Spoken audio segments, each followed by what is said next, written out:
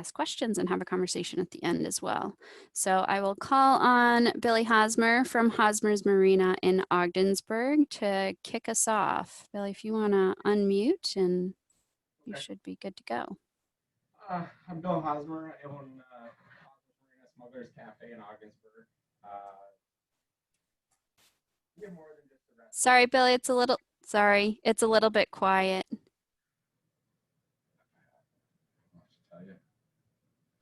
Are you able to bring the mic a little bit closer or speak up?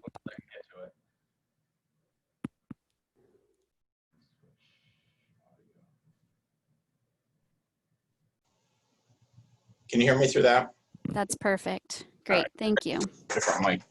I'm Bill Hosmer. I own Hosmer's Marina Smugglers Cafe in Ogdensburg. You know, we're more than a restaurant. We have a marina, bait and tackle store, that type of thing. We rent boats, kayaks. So our restaurant is focused on the outdoor. We've always had outdoor seating. This year and we had it in our plans before the COVID came into play, but we're expanding our outdoor dining, and we've doubled our capacity outdoors. So we spent about $20,000 to $25,000 to double the size of our outdoor patio. We covered it with a pavilion. So half the patio is fully covered. The other half is pergola style, so it does allow some sunlight. Has lighting for nighttime dining. And again, like I said, this was planned before, but we continued on, even though our business was hurt pretty significantly in the spring with the coronavirus. But we pushed through. We invested, like I said, between $20,000 and $25,000 to expand our outdoor dining, which has really paid off this year. When the restaurant was allowed to reopen, we actually didn't open right away. We took a week to prepare ourselves, finish the capital improvement, the patio. And since we've reopened, our dining has taken off. Our numbers are better than any other summer we've ever had. I just pulled some numbers just for this year, just for from the day we opened till last Friday, a couple days behind in my counting, we're up almost 30% in sales.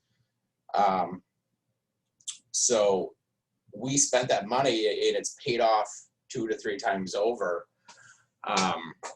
just in the outdoor dining. And what we've seen is everyone wants to sit outside at this point.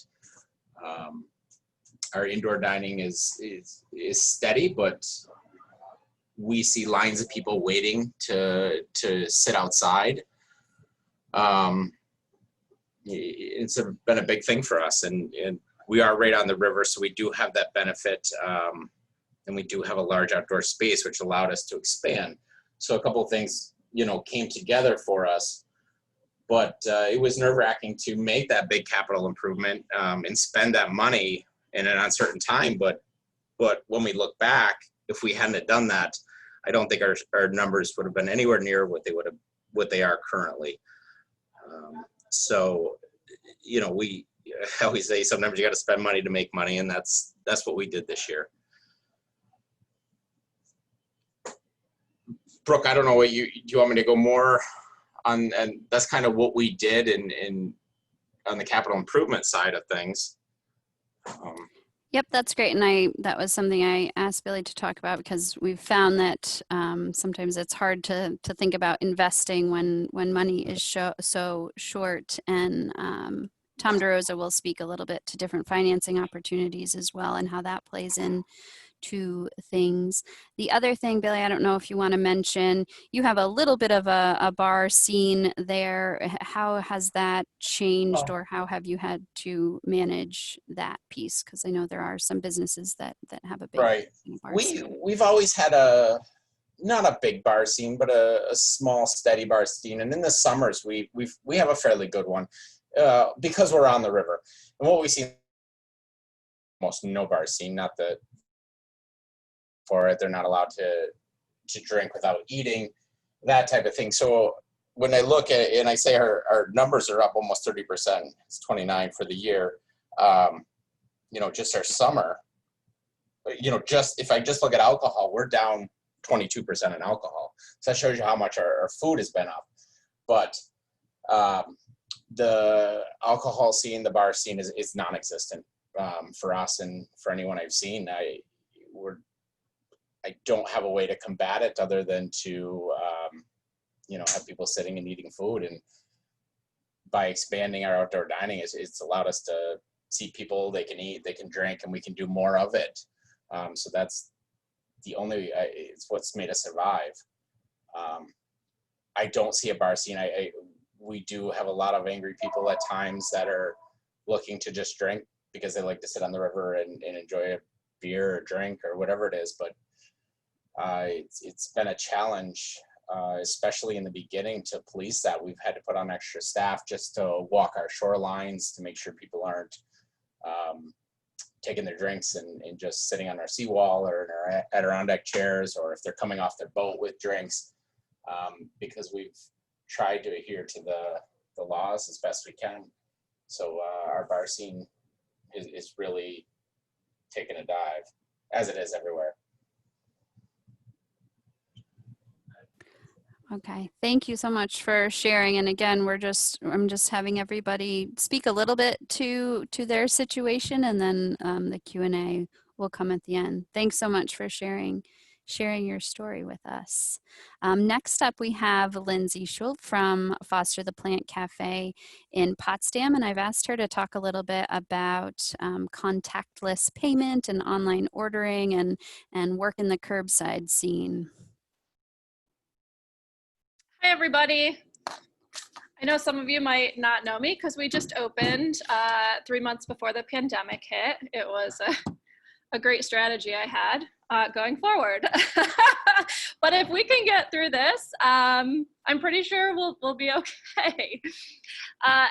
FTP Cafe was meant to be a fast casual smoothie bowl, salad bar, local produce, supporting, you know, local businesses cafe. A lot of exciting ideas and business plans that we had. And our kind of counter service that we were doing had to get thrown out the window once COVID hit, because we don't want people walking all the way through the cafe to order anything. So I don't know if you guys know what 55 Market is, but it's the old bike shop, and you have to walk a pretty distance to get to the register. So we wanted to eliminate any unnecessary contact that customers had. So we never closed, but we closed our door so that customers could only come to the door and get takeout for that period of time. The day that we went to takeout only, we did it a few days before the state closed down things. So trying to get ahead of it. I sat here getting our website up to speed so that we could do online ordering. It's actually very simple to get it started, to get our merchandiser on there, to accept credit card payments. And we were doing probably 90% of sales through our online portal. The other 10% was phone calls, so we can do just online payments. Once we were able to do outdoor and indoor dining, we actually have a doorbell that we set up in our shop. So when you come to the front door, we ask people to ring the doorbell and not to come in until we ask them to. It prevents people from coming in without their masks on. It prevents people from, you know, grabbing menus or sitting at tables without us kind of introducing them to where they should be going. And we also have one of those magnetic screen doors. So we keep our front door open. We've got a magnetic screen door, so people kind of have to stop before they come in. We really haven't had any issues with masks not being worn. and we do have some seating outside. Although it's been so hot and sunny that I recommend coming at 1:30 in the afternoon when the sun's over the building. We were able to stay afloat through the takeout period. I think we went to like 50% revenue through all of the changes with our online website ordering, our phone ordering. We get a lot of walk-up orders, and now we're doing dine-in, which is getting a little bit crazy. We are 20% above revenue from what we were doing in March before we had to close. So we're hanging in there. I think the struggle that we've had more that I'm sure you can relate to is the efficiencies. So instead of a fast casual order at the counter, we are waiting tables, and we are having to run to the door, and we are getting takeout bags and takeout containers, and a lot of the things that we were never anticipating doing, we're having to do now. So just kind of getting used to the new hustle of the pandemic.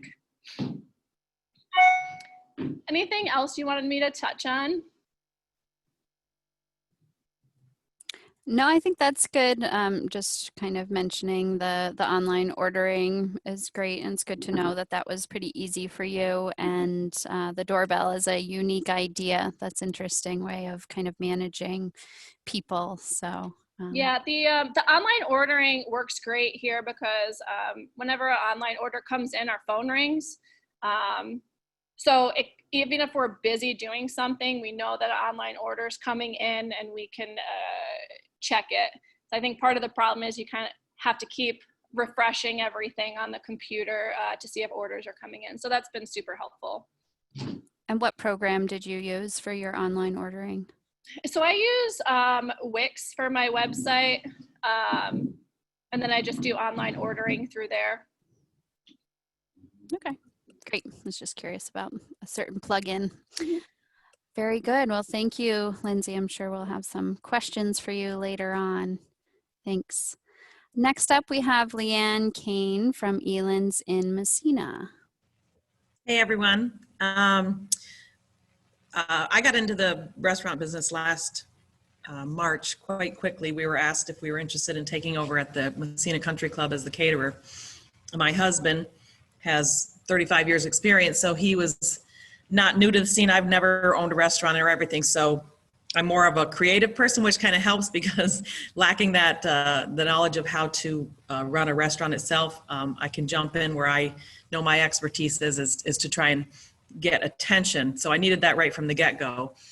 We also decided to be the first caterer out here to stay open during the winter months. We're about 7 miles outside of Messina. Doesn't sound like much, but during winter months, we all know nobody likes to travel when it's crappy outside. So I had to get creative with how to capture an audience to actually get them to come out there. So one of the things we started doing was silly kind of, Facebook is what I use. I'm not a big Instagrammer. I haven't quite gotten the whole knack of that. My daughters are trying to help me with that, and I don't use Twitter. So mine was more of a Facebook base. So I know for myself, so that's what started, just kind of doing what I could to come up with creative or silly, something that would grab someone's attention when they logged into our Facebook or clicked on our Facebook page. So that started last November, just trying to generate business for being open through the winter. And then of course, once the shutdown started, it was more important. So I know for myself, if something's silly or goofy or bright or catchy, it's going to grab my attention, which I think is true with most people. So I try and make things as, if I can come up with a silly phrase, I'll do that. The time of day, I find that I don't want to post something too early, and I do want to start maybe because we don't always run specials. We are reduced with our staff. We were down about 50% from the get-go with just doing takeout. And then we've maybe creeped up to we're down about 40%. We are located at the golf course, but it's still a challenge. Even though we have membership here, it's still a challenge. So we're open to the public, so that helps. So we focus more on the public. I'm always looking for ideas I know if I go to a restaurant and there's something kitschy or gimmicky, I'm a gimmick person. I like those kinds of things. So I'm always trying to find something that we came up with this thing called the bevy bag this year, where it's basically an adult-sized juice pouch and you can fill it with whatever beverage you want, every cocktail or whatever. And people seem to like that. So that was one of the things we focused on in our campaigning and stuff. So I think in order to stay relevant, you have to be constantly at it.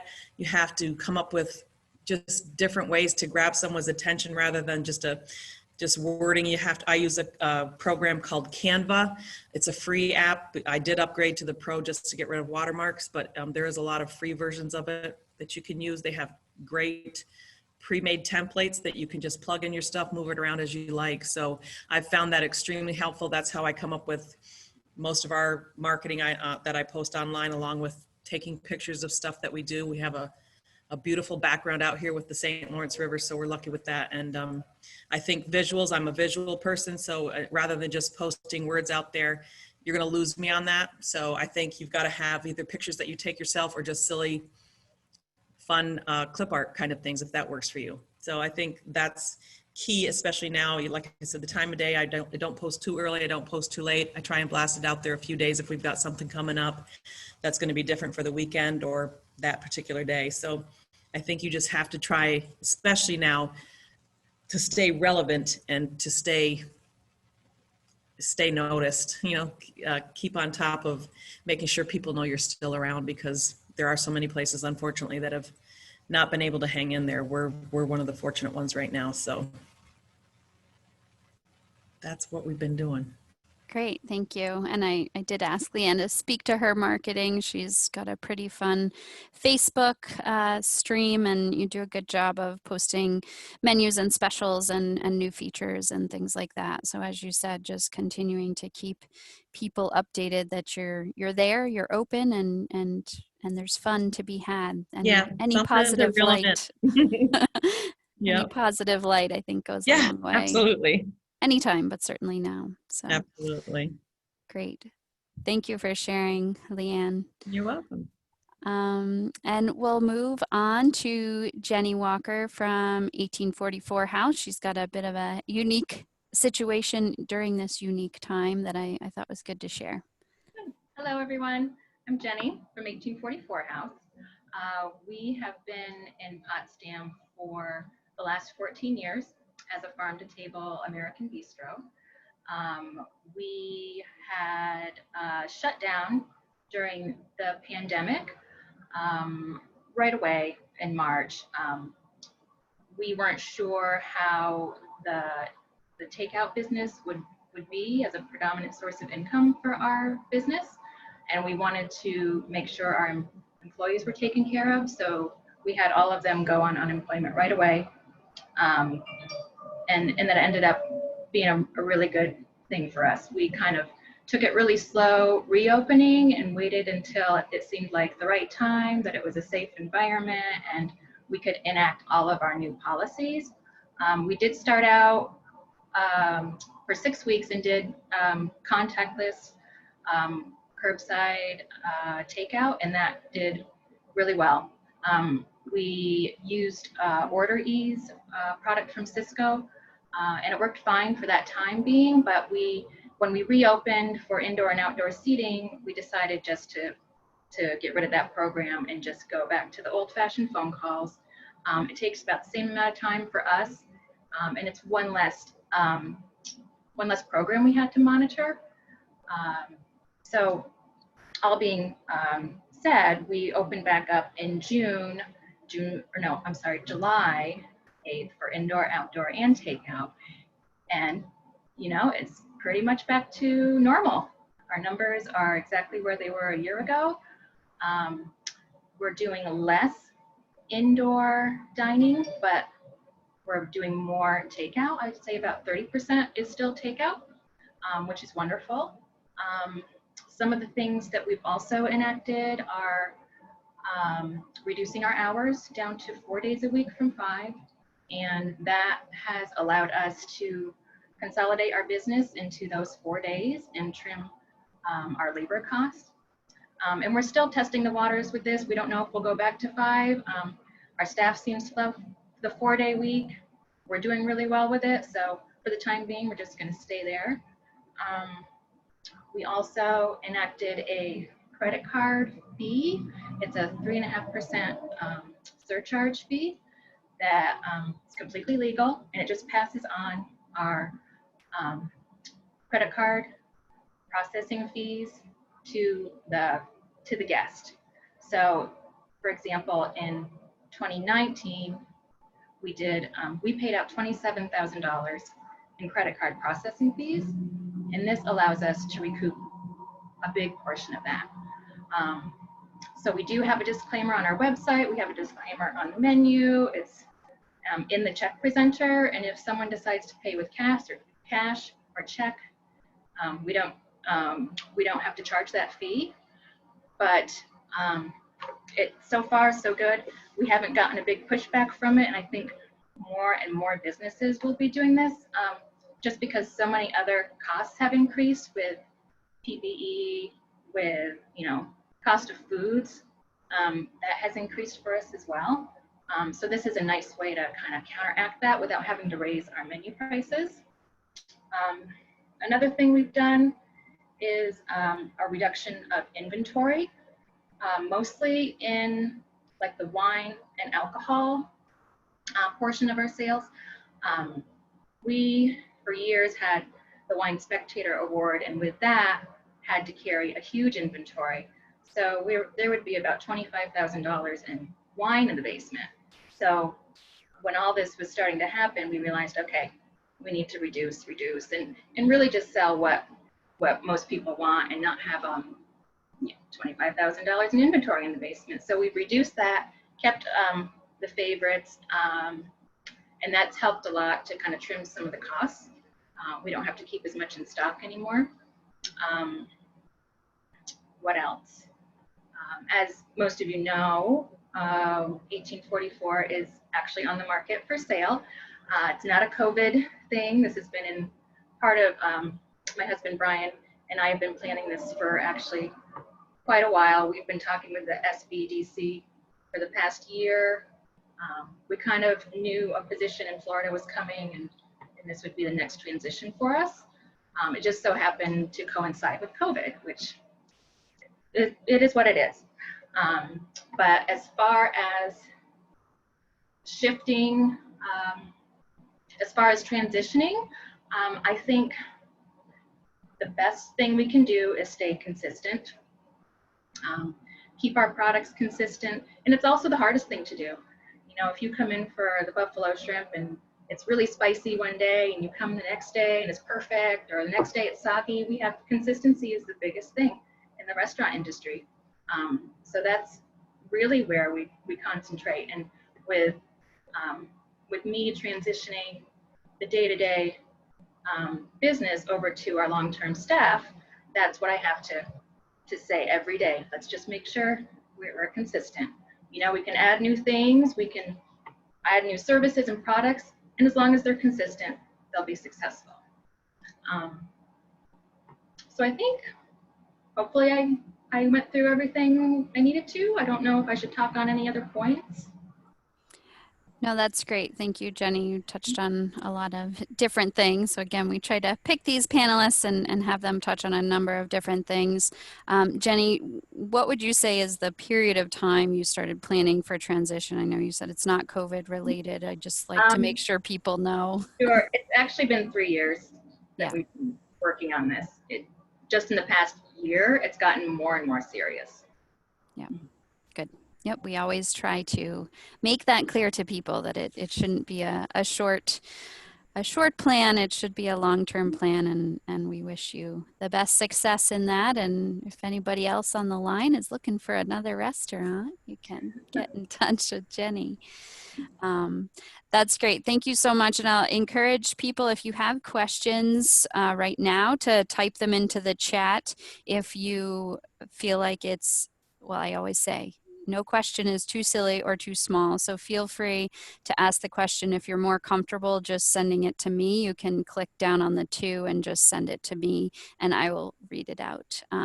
So do that. But any specific questions that might have been mentioned, feel free to ask, or any bigger questions for discussion as well.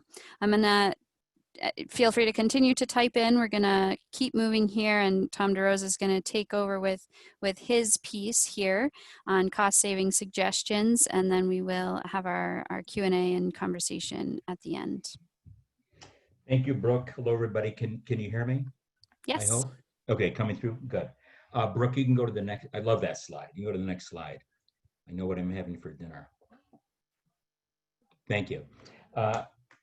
First of all, Brooke, thanks for setting this up, and congratulations to the positive stories that were shared by the 4 presenters. We're all hoping that the best is yet to come, and some of you have made some fantastic, actually sounds like all of you in some way, shape, or form have made some fantastic progress. What I'm going to talk about, no, look, those of you that have been in business for a while know that the food and labor costs account for the majority of restaurants' expenses. I have some pretty basic suggestions and thoughts about what you should look at and help to reduce some of those expenses. But the key is, and I think Jenny touched on this, is to be strategic when cutting costs without compromising quality, consistency, and your customer's experience. Because it's easy to slash costs, but if the quality goes down, if the quality is reduced, consistency is not there, it makes perfect sense, you're gonna lose customers. You lose customers, you lose revenue, and that's not the direction we need to head in. So first with services and utilities. Typically, many times it's the small things that get in the way of cutting a restaurant cost. And again, we'll talk about food and labor costs in a minute, but there are substantial opportunities that are never too insignificant to ignore, like taking a look at services and utilities. I think it's a great idea to review your major expenses like credit card fees. Jenny, that was a great suggestion that you made about passing that. Some of you may be comfortable doing that, some of you may not be, but that's something that is worth taking a look at. But taking a look at credit card fees, trash removal, payroll, insurance, if you're subcontracting window washing, carpet cleaning, any subcontracting expenses. I used to put them out for bid on an annual basis. I had Casala, for instance, for trash removal for an extended period of time. I found a local rubbish trash removal company that saved me a good amount of money by moving from Casala to this private individual. And every year, though, I'd like to be consistent. Insurance, a very big expense for restaurants. Every year when I got the renewal policy from my existing agent and agency, I would, to some extent, put that out for bid to local insurance companies. And many times I was able to stay with my current and existing insurance company and drive down the cost a little bit without suffering, not having the right protection that insurance offers. But there were a few times throughout the 10 or 11 years that I was in the restaurant business that I actually changed from one insurance company to the next to save some money. So take a look at those. And it's also a good time perhaps to take a look at bringing some of these services in-house. You know, even I think I might have mentioned payroll, depending on who's doing payroll for you. A lot of accountants, a lot of agencies that are out there, a lot of individuals that might be willing to do your payroll less expensively. And if you're subbing out carpet cleaning and window washing, maybe you have a staff member that's able to do that for you to save some money and build some loyalty. Definitely, in these times of COVID, examine the frequency of services if appropriate. Do you need, if you're getting, one example, if you're getting 2 trash pickups a week, do you need 2? Can you survive on 1? Is 1 sufficient? So take a look at that when you're looking at your services, your outside services. In regard to utilities, I think it's a great idea to review utilities bills monthly to note any discrepancies. If there's a major increase from one month to the next in your utility consumption or water is quarterly, utility, your electric or gas, Is business the reason? Hopefully that is an increase in business. It resulted in an increase in gas and electric. But there was a time that I had a water bill that increased $900 from one quarter to the next quarter. And I was hoping it was a mistake by the village. Unfortunately, it was not. I had a toilet, one of my 2 toilets in the restaurant at the Crush was running continuously for over 3 months. And that cost me an additional $900. So something as simple as that, it gets expensive. So we'll talk about water in a moment. But look, taking a look at installing energy efficient light bulbs. I'm not recommending that you go and you take every light bulb out of your restaurant, replace them with LEDs, but have a supply of LEDs. When a light goes out, replace it with an LED. If you don't have a lot of lights in your restaurant, it might be worth making the switch sooner rather than later. In your bathrooms, it's a good idea if you can to install motion sensors.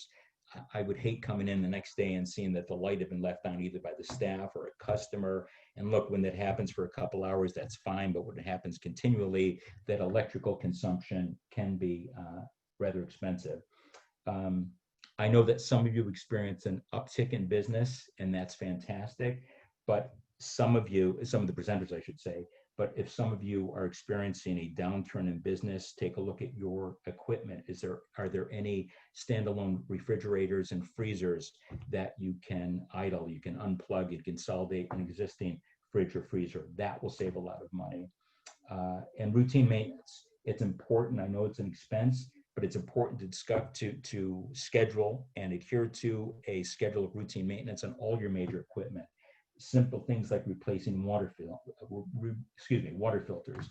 I learned the hard way, another lesson many, many years ago, that refrigeration condenser coils need to be cleaned continuously. And once I had a problem with one of my units, called somebody in, they fixed it, gave me a big bill. We started putting it on the calendar, and we did that on a monthly basis. We did it internally. Leaky faucets, just like a leaky toilet, but it's worth having somebody take a look at toilets. Repair a leaky faucet. Then thermostat settings in restaurants for heating and cooling. If you tick up a degree or tick down a degree to what you're normally doing over the course of 12 months, that itself can should result in a substantial savings. And I have a client that I'm working with that is heating their kitchen because they have a heating vent that goes into their kitchen. I strongly recommend it based upon the amount of heat that's generated in a kitchen with fryers and flat tops, that they take and shut off that vent, and that would result in a savings by perhaps piping more of the heat into the area used by customers. So I would assume that most of you are not intentionally heating your kitchen, but something to take a look at. And who shortened hours? Jenny, I think Jenny said that the 1844, or Lindsay also, right? This is a good time to take a look at your hours, both pre-COVID and post-COVID.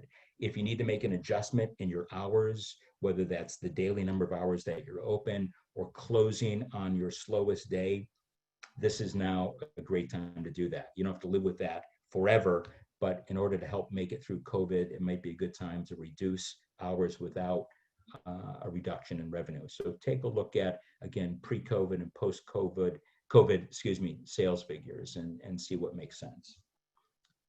Brooke, next slide, please. Or do I do that? Oh, perfect, staffing, thank you. Look, easier said than done, having been in the business. It's great to say staff appropriately, avoid overstaffing. We don't always have control over how many customers are coming into our restaurants, and certainly that's pre-COVID advice also. Reviewing the weather forecast, local events, sales history. None of us know right now exactly what's going to happen with the students. I know a lot of restaurants, that was one of those in the area, that relied somewhat on the student population. And if students leave, our faculty and staff are also going to leave the area for an extended period of time. So that's going to impact your ability to adequately and appropriately staff. I know that makes it even more difficult. Keeping staff, investing in your staff. And what do I mean by that? I love staff meals. I love building camaraderie. I love making staff feel comfortable with the food items that they're serving. Familiarity with the menu items increases sales.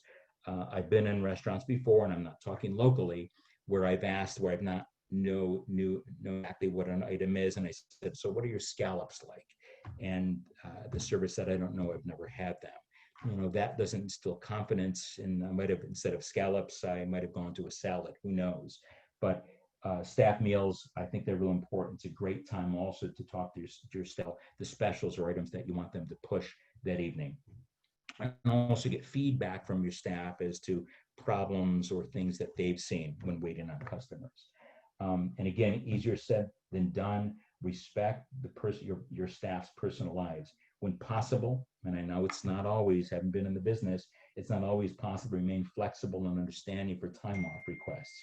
But in the area, we have students that we employ, they have exams, they have classes, we have mature folks that work with us and for us that have personal reasons for needing time off.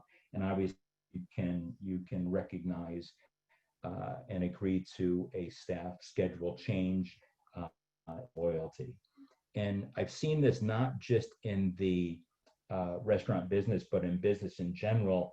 Businesses have a habit of hiring somebody, training them, and not ever getting back, just kind of letting them out on their own.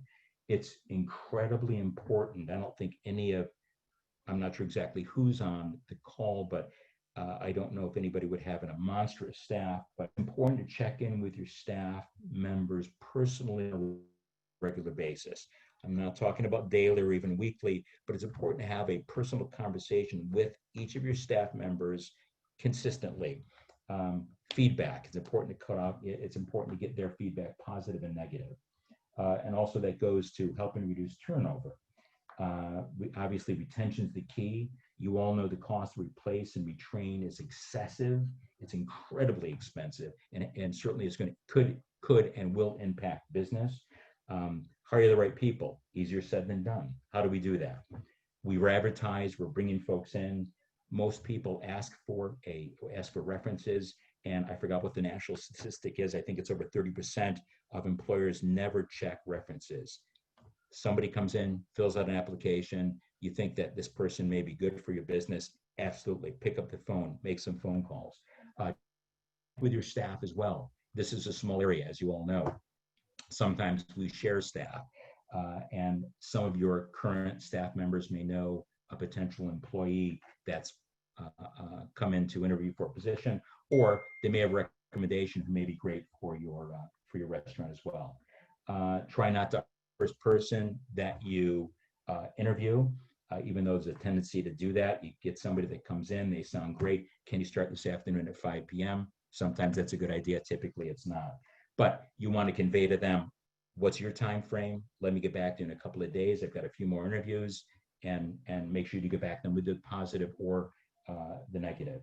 I already mentioned ask staff for recommendations, and also important when you're interviewing and then you finally hire that individual, this helps build retention, set reasonable expectations, absolutely positively require adequate training regardless of where they are on your staff. And again, I say follow-up is paramount. They need to know that they're important to you, they're important to the restaurant, and that again builds staff loyalty. Next slide, please. Food cost, huge. I think it's important to review food costs quarterly and adjust menu pricing if appropriate. I say that because I think the national statistic was there was an 8%, has been at least an 8% increase overall since March, end of March, beginning of April, in wholesale food prices. I know that's an impact on your bottom line, your ability to remain and stay profitable.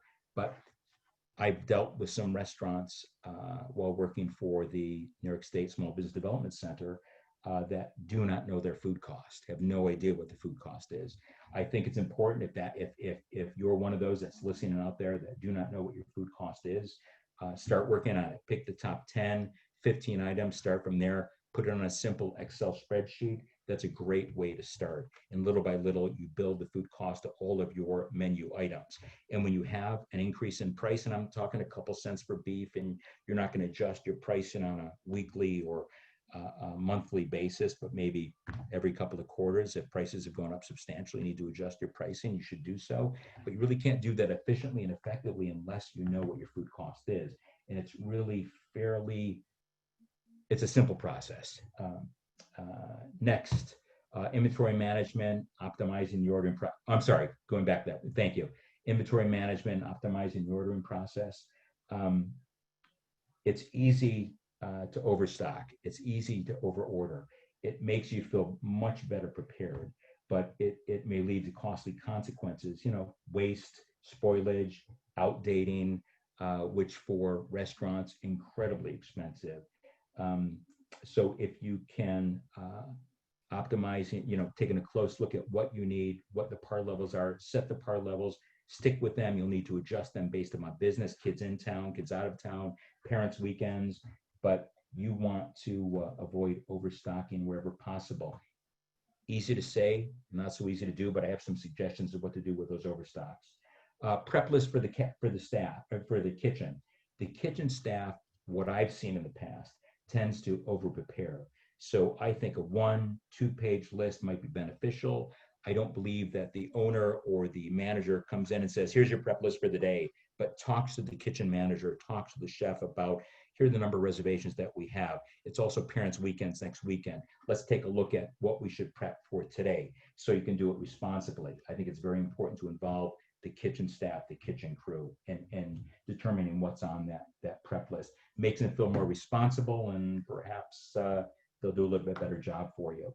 It's important to train your staff the principle of FIFO, first in, first out, and proper stock rotation. I know when the trucks are coming in and they're coming in right after lunch or right before lunch, it's human nature to try to throw those things in the freezer, throw those things in the fridge, put them on the shelf, but the oldest items got to be pulled forward, the newest items in back. You know that when the health department comes in on an annual basis, that's one of the things that they check for. So training the proper stock rotation is important. That also hopefully will result in reduced or eliminating outdate and spoilage. I don't know if food suppliers are doing this now, but I know your Cisco's and Renzi's and US Foods of the world have a minimum order. When I was in business, it wasn't a dollar amount, but it was number of boxes. And I didn't want to order more than what I needed, but there were times that he needed 12 items and the minimum may have been 15 items. So what I did is I found the least expensive item that US Food and Cisco had, and it were those little toothpicks, the frill picks.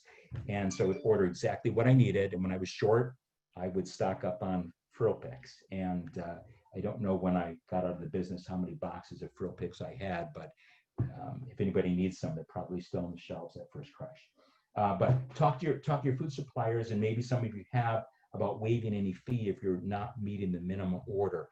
They're just as hungry, I think, as the restaurants are. So that's something, at least a phone call or conversation with your rep. Par levels. Taking a look at the par levels on your shelves, in your fridge, in your freezer.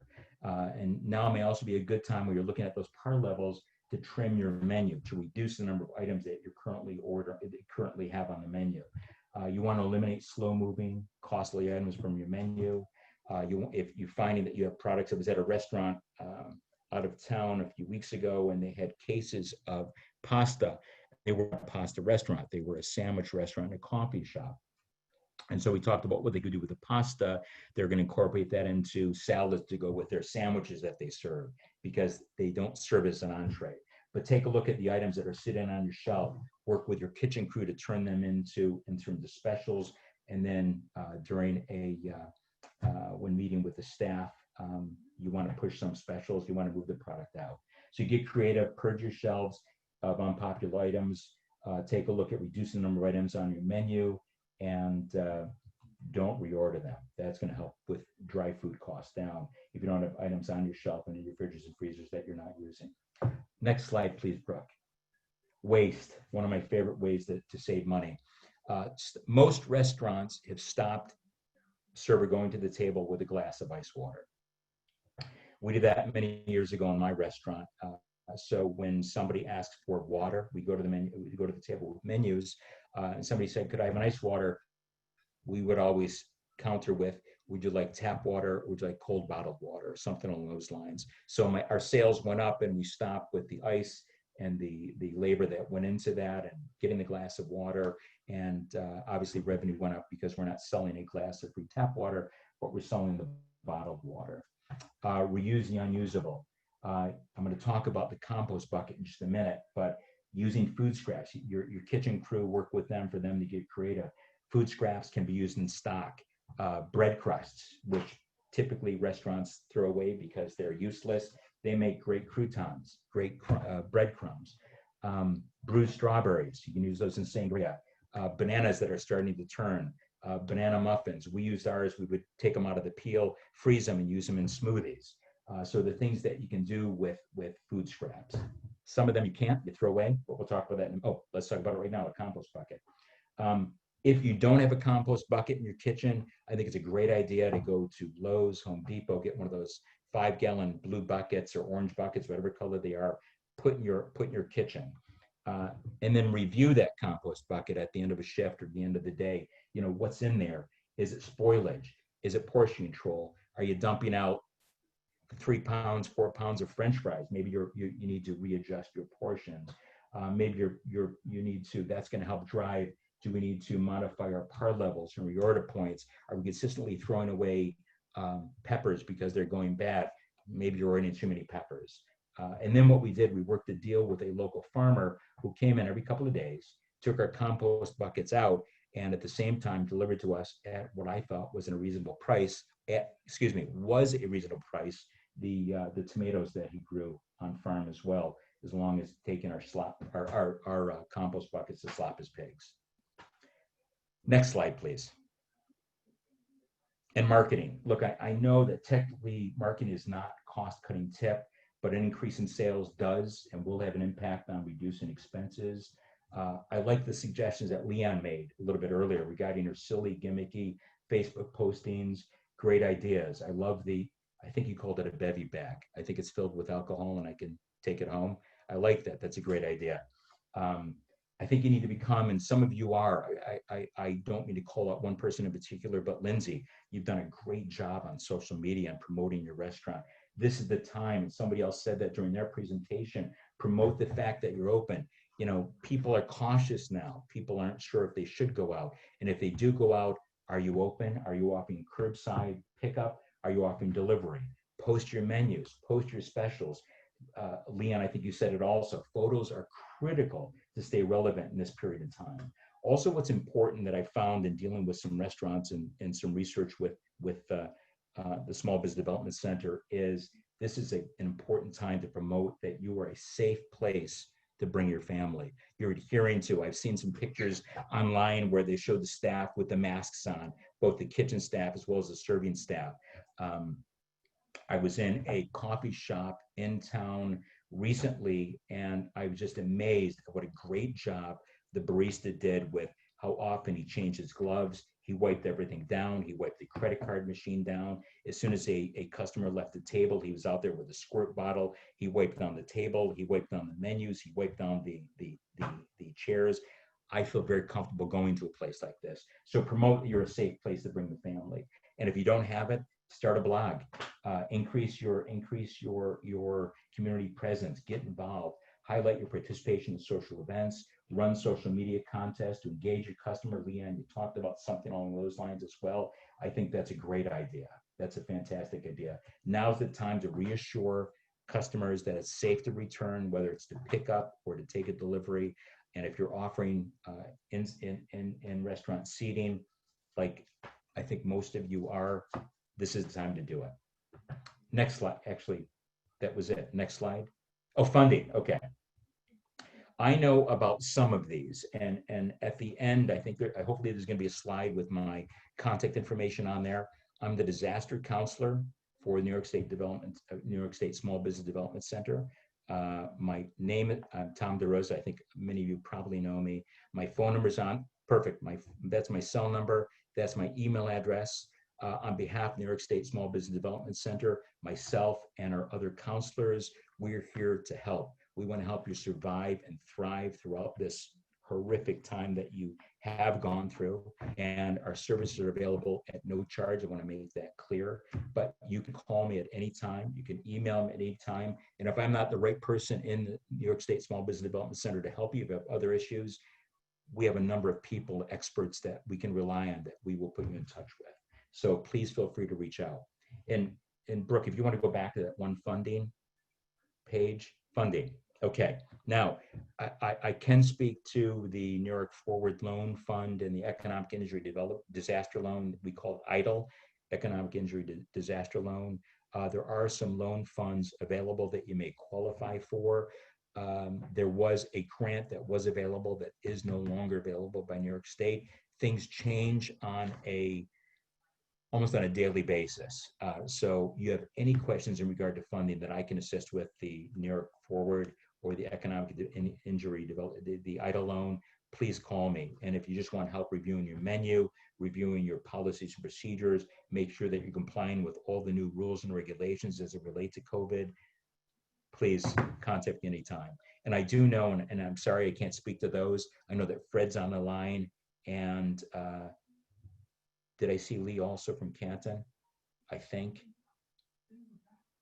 Ms. Rodriguez, I don't remember, but I would, those of you that in Potsdam or Canton, you can also reach out to either Fred Hans or Lee Rodriguez. I hope I'm saying your name correctly, in Canton. Any Great. questions? Oh, sorry. Yeah, thank you. Thank you, Tom. There's a lot of really good information, and please, if you have any questions now, continue to chat them in. I'll circle back at some of those. I just wanted to follow up a little bit with the funding.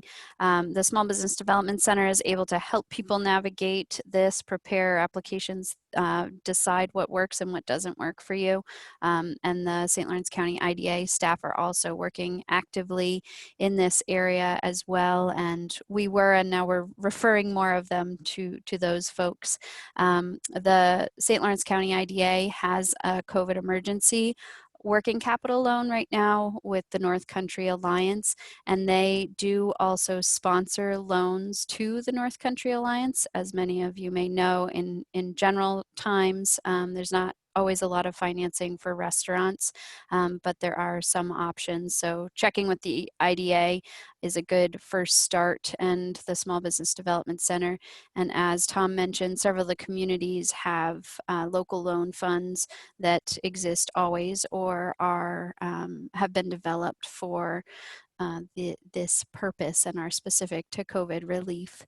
And we always, I know we've heard a lot, people saying, I don't want a loan, that's the last thing I need right now, but I would urge you to look at the terms of these loans. Very, very reasonable. And so if you're able to work on your financial plan with the SBDC and have a look and see if you can invest a bit to create opportunities for your business that fit the current situation, there may be a good opportunity for you there. So just wanted Brooke, to excuse me, Tom DeRosa. Yeah, well, you spoke about interest rates. For example, the New York Forward Loan Fund is a 5-year term with a 3% interest rates. Proceeds be used for working capital, inventory and maintenance, property taxes, utilities, rent, supplies. It can't be used to refinance existing loans. So we can talk about that if you want to call the SBDC office or me directly. In the EIDL loan, the Economic Injury Disaster Loan is a 3.74% with a 30-year term. And again, rent used for working capital, rent, mortgage payments, debt payments. So I'm happy to discuss those. And I did see that Lee from Canton and Fred from Potsdam are both on the line. So on this panel, so they can assist as well. So I would recommend that you reach out to any and all of us if you need help with that. Great, thank you. Thank you, Tom. And certainly add questions where you'd like. Flip was just saying that first link doesn't work. I will try to edit it and send it back out. But if you Google New York Forward Loan Fund, it should come up there. Their search engine optimization is really good on that site. you should be able to find it, but I can find it and link it unless someone else can pull it up and put it in the chat right now. There was a question, which I also had a question about, with the credit card fees that Jenny mentioned, and whether or not that was legal and how you do it. And Jenny, I don't know if you want to just quickly speak to what you typed in the chat. There are some people who've called in, so they can't see the response there. Yeah, I wrote in there that the fee, the credit card processing fee is 3.5%, and it became legal in New York State 2 years ago. Whoever you use for a credit card processor can program your terminal, and it will just spit out on your receipt.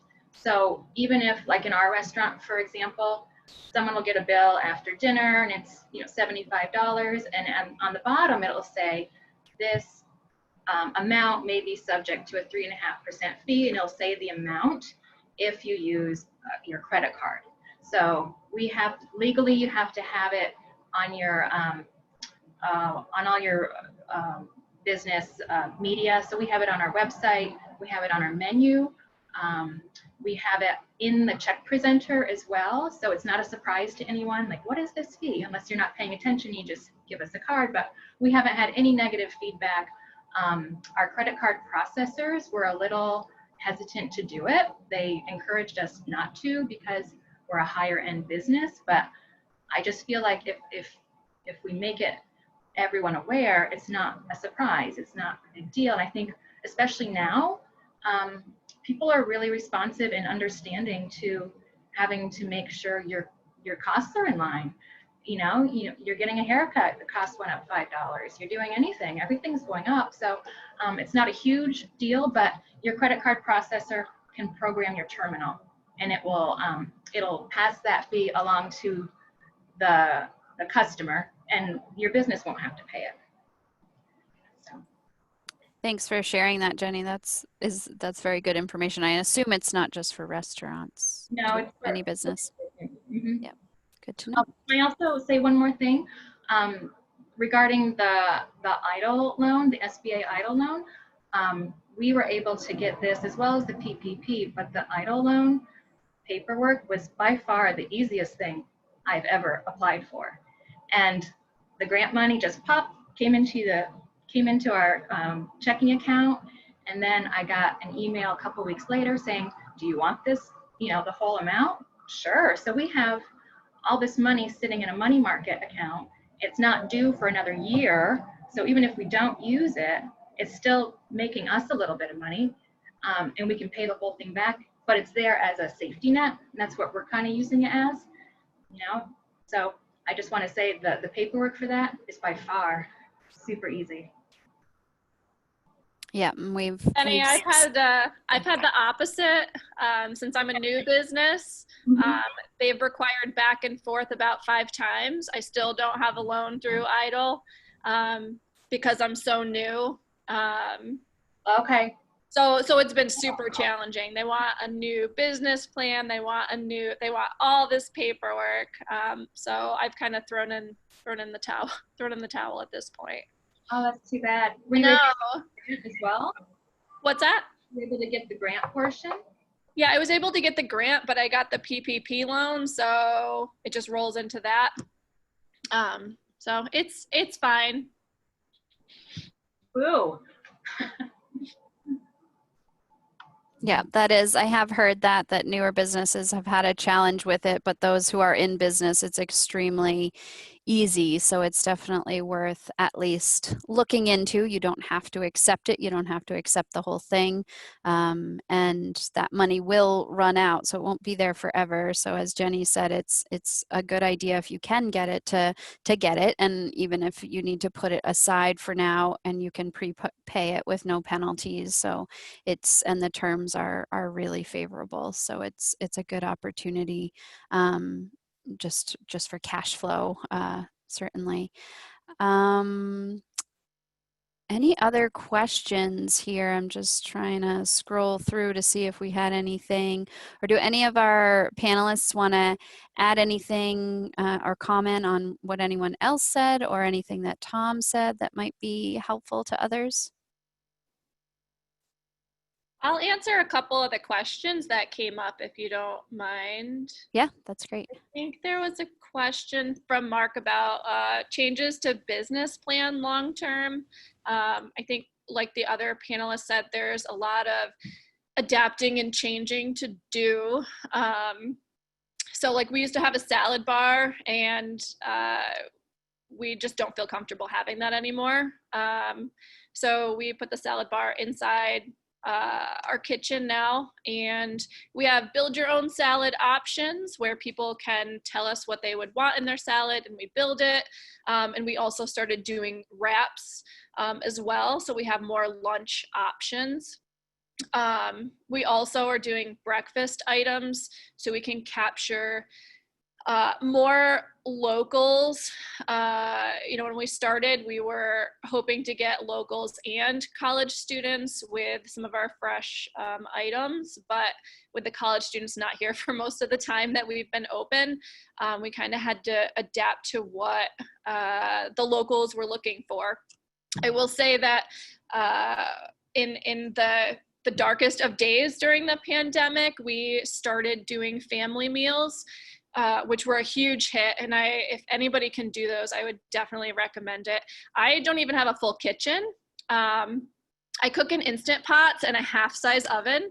So doing 30 family meals that serve 4 to 6 people in those apparatuses, good Lord. But if people with kitchens, people are looking to grab an entire meal for the family. They're tired of cooking and they want to take it home. We sold out every week. It was pre-ordered, prepaid, and it was amazing. And people are looking for us to do it again. And I just keep pushing it back because we're busy now with all of the new menu items, which was kind of the plan. So I think the short-term goals, Mark, were how do we get through this? What do people want? And then how can we transition those customers to being all the time customers? Great. Now they can get a sandwich and they can get a salad and they can get breakfast, not just a smoothie bowl or avocado toast. So I think that's been super helpful. So now instead of a smoothie bowl salad bar place, I'm a breakfast and lunch place. Full service. It's great. I think the other question from Stephanie was the winter weather and how we'll do that with the doorbell. Even when it's raining outside, we'll leave our door open and have people come in. They're pretty covered by the front door. Of course, in the winter, they could either ring the doorbell and come in, or we'll have a new signage. We've already been thinking about new signs because people are getting a little bit more adventurous and just walking straight in and touching everything in the cafe. So I think we need some more signage. I don't know if other people are doing things to kind of guide the customers once they're there. And to the point of winter weather, I know that's come up with others as well. I'll lean on Billy if you want to unmute and talk about, you said you've been able to increase sales by investing in a pretty large outdoor venue. Not to put you on the spot, but do you have thoughts for winter? We're a little nervous about it, just going back to the indoor. We're not really sure what that's going to bring. Obviously, our sales are going to go down quite a bit with the 50% capacity. We had an established delivery business with our restaurant, so that will keep us running in the winter. We run deliveries to the hospitals, the prisons. We're currently doing it, and that picked up more during the shutdown. And we're hoping and anticipating that will pick back up again during the winter months. We'll do a push. We do it every fall when our outdoor seating closes. We'll I got a list of all the businesses in the city that we deliver to, or even that we don't deliver to, and we'll push out like coupon of a 10% off for their first delivery, and that'll really spur our delivery business to pick back up through the winter months. So that kind of balances the loss of the income from the outdoor seating. It doesn't make up for it, but it helps us get through the winter months. Great. And do you have heaters under your pavilion to No, extend the season a little bit, or is that it's funny you ask. I was talking to my HVAC person just Friday about trying to put some kind of heaters up into the pavilion. We've tried it in the past, and because of the wind on the river, we haven't been able to use stand-up ones. They get blown over and broken. So we're looking at something permanent in the roof of the pavilion, but we're kind of just starting to explore that. Great. Thank you for sharing. I think anything you can extend the season a little bit will be helpful. And I appreciate you mentioning the delivery service and looking at your major employers in your community. I think that's one thing that, especially for the restaurants who have a good lunch service with people working remotely, now kind of coming back to work, and the New York State office guidelines do identify, they discourage you from going out. And so I would think really getting on top of the delivery options, and as you said, offering that first time delivery coupon to get them hooked and kind of have you on speed dial might make a big difference. And the family meals that Lindsay spoke about is a great idea. Yes. Those restaurants that are prepared and able to do something like that. So something really to consider as well if you're not doing that already. Great ideas. Great ideas. Any other questions, thoughts that have come up from our panelists or anyone else on the call? We could have had a panel of many people. So we know you all have probably experienced things that have worked. If you want to share, feel free to unmute yourself if you'd like. I would just like to say, I feel like going through COVID and everyone talking about this is the new normal. Well, I feel like in our industry, this is the new normal. I can't even think ahead far enough to know, okay, when are we going to be able to go back to 100% capacity? I don't think it's happening anytime in the next year. So I do think this is the time to really be creative, think outside the box, come up with new ideas. And not everything has to be like it always has. Like our kids might not be going back to school this year, mine aren't. And you just kind of roll with it and get into the new routine. And I think with the restaurant business, you get into a new routine, you change things, you twerk things here and there, and it's just an evolution of the business. I would say restaurateurs are of the most creative, resilient. You've got to be in that business. So you're right. Well, thank you again so much to our panelists and everyone who's joined us today. Thank you to Tom. I have on the screen contact information for the IDA, the SBDC, and our office. If there's anything that any of us can do, or if you are looking for some assistance, definitely let us know. Do not be shy. And I will, just on a bit of a chamber note, just mention our website, visit stlc.com, is the tourism site for the county. And so all restaurants are listed at minimum. If you're a member, you can have additional things on your listing.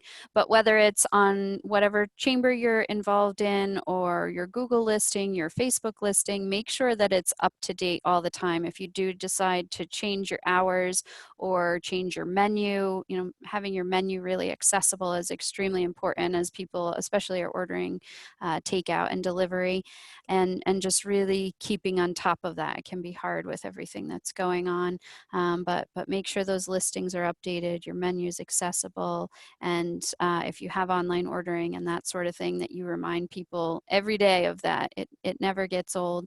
And social media, Facebook, has been overwhelmed with all the news that is going on, and so unfortunately the small business posts that aren't highly funded are getting buried. So you should post more frequently. frequently, and do try to help each other out by commenting. Don't just like it, but comment on people's things, even if it's oh, that eggs Benny looks great, or you know, whatever the case may be, and sharing that with others. Again, I think the more we can do to help each other out, the stronger we'll be, and we'll come out of this. So again, I just want to thank everyone. This is being recorded, so if you know anyone who wasn't able to join today, we will have it up on our YouTube channel. They'll be able to access from slcchamber.org, so you can check that out, and don't hesitate to be in touch, and go and visit these businesses that have been on our panel, as well as those who have joined us and introduced themselves in the chat here. I did want to just also thank